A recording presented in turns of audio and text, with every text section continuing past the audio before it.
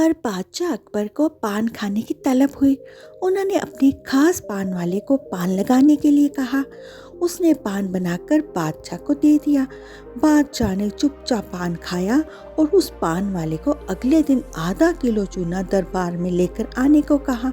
वह नहीं जानता था कि बादशाह ने उसे ऐसा क्यों कहा है। वह चुपचाप चूना लेने बाजार चला गया। उसने दुकानदार से आधा किलो चूना मांगा। दुकानदार ने उससे पूछा कि इतना चूना क्यों खरीद रहे हो, तो उसने बताया कि किस तरह उसने बादशाह को पान दिया था। दुकानदार को समझने में देर न लगी कि कुछ गड़बड़ है। उसने पान वाले को समझाया कि दरबार में जाने से पहले तुम बहुत सारा घी पीकर जाना। उसने सलाह मानकर वैसा ही किया और दरबार में जाने से पहले खूब सारा घी पी लिया।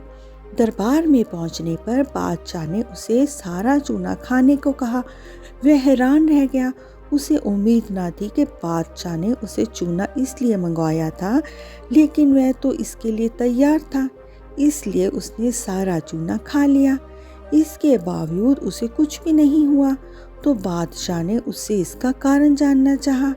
उसने अपनी और दुकानदार की बातचीत के बारे में बादशाह को बता दिया। अब बादशाह उस व्यक्ति से मिलने को उतावले थे जिसने उसके मन की बात को पहले ही जान लिया था। बादशाह ने हुक्म दिया कि उस दुकानदार को अगले दिन दरबार में हाजिर किया जाए। अगले दिन उस दुकानदार को दरबार में लाया गया। बादशाह ने उससे पूछा कि वह उसके मन की बात को कैसे समझ गया। तब दुकानदार ने कहा, हजूर, जब ये आदमी मेरे पास चूना खरीदने आया था तो मैंने इससे पूछा था कि इसने चूने का क्या करोगे। मुझे इसने बताया था कि इसने आपको पान बनाकर खिलाया है, फिर आपने उसे चूना लाने का हुक्म दिया था। तब मुझे समझने में देर न लगी कि ज़रूर गलती से इसने पान में चूना थोड़ा ज़्यादा ही डाल दिया होगा, जिसे बादशाह के मुंह में छाले हो गए होंगे, और इसी का एहसास करवाने के लिए आपने इससे चूना मंगवाया था। मैंने इसे सलाह दी थी कि दरबार में जाने से पहले घी पीकर जाना। इसे अगर तुम्हें चूना खाकर भी जाना पड़े तो इसका असर कम हो जाएगा।